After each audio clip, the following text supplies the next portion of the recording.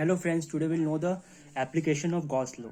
Okay, so Gauss law will try to understand with some of the examples. Okay, so electric field due to an infinitely long, straight, uniformly charged thin wire or conductor, and the second would be our. Let me turn the page. So the second would be electric field due to uniformly charged infinite plate. That will be the flat sheet of charges, and the third would be electric field due to two parallel infinite plane sheets of charge. Okay, and that's it. Okay, this is all about. So let's go. So let's go with the first application. So the first application is. So the first application is. Let me fix the page. Okay, so this is a first application of Gauss law, and you should divide. First of all, you should take a cylinder, the imaginary cylinder. If you insert a wire, okay, like there is a wire, thin wire, okay, thin wire. So insert the wire and take this. Like if take the circular path first, and this second is second, and here a Gaussian surface and the elementary area dx. This will be the third. Second would be this. First would be this, and this is the third. So you will find that E1 here here it is 0. Okay, here is 0.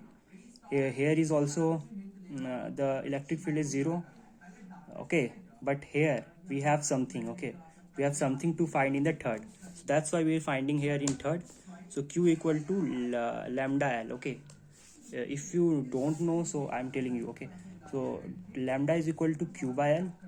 Okay, absolute naught is equal to sigma is equal to Q by S, and density sign is equal to Q by volume. Okay, so this is fundamental formula.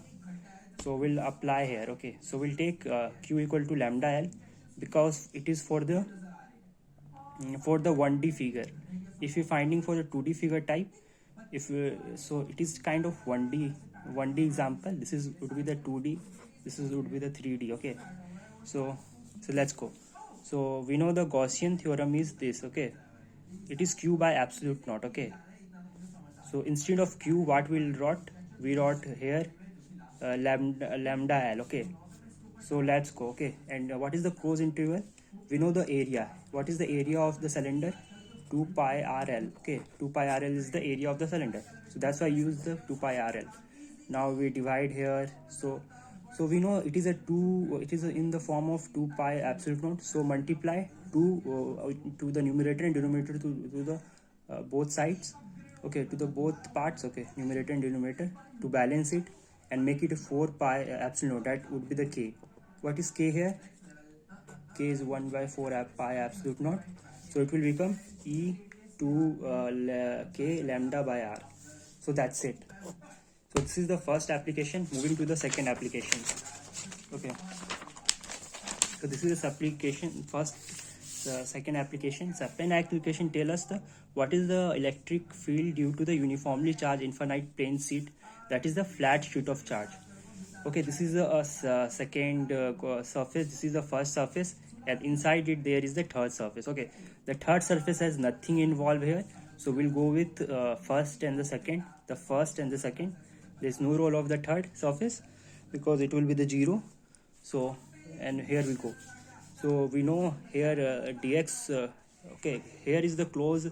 Dx will be the S. Okay, the area will be the S. So it will become ES plus ES, and it is for a 2D surface. Okay, flat sheet is the 2D surface. Okay, so that's why we're taking this formula. Okay, Q by S. Okay, and S is equal to Q is equal to sigma into S.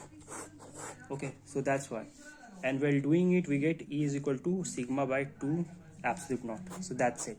For a finite thickness we have this. Okay, what we need to do in the finite surface, we need to add of 2. Okay, well, we add, it will become this. Okay, the pen isn't working, so I'm taking another pen. So it will become this. So that's why it is a finite thickness. Okay, and that's the main one. So moving to the third uh, uh, application of Gauss law. So here electric field due to two parallel infinite plane sheets of charges. So here you will taking E1, E2. Here is the y-axis. This is the first. This is the second. This is the third. So first reason there is minus E, E1 minus E2. Why? Because in the first reason all this going to the negative directions, and for reason 2 we know in the middle of it E1 is the positive and E2 is the minus, so that's why E1 minus E2. In the third reason both of these the positive, okay, E1 is going to the positive direction, E2 is going to the positive direction, that's why it is E1 plus E2. And put the formula of this, okay, we know uh, E is equal to this.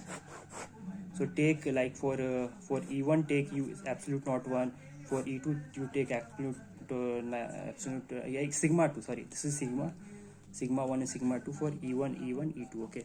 So you can take it and go for the last. Okay, now it is in. Okay, thank you.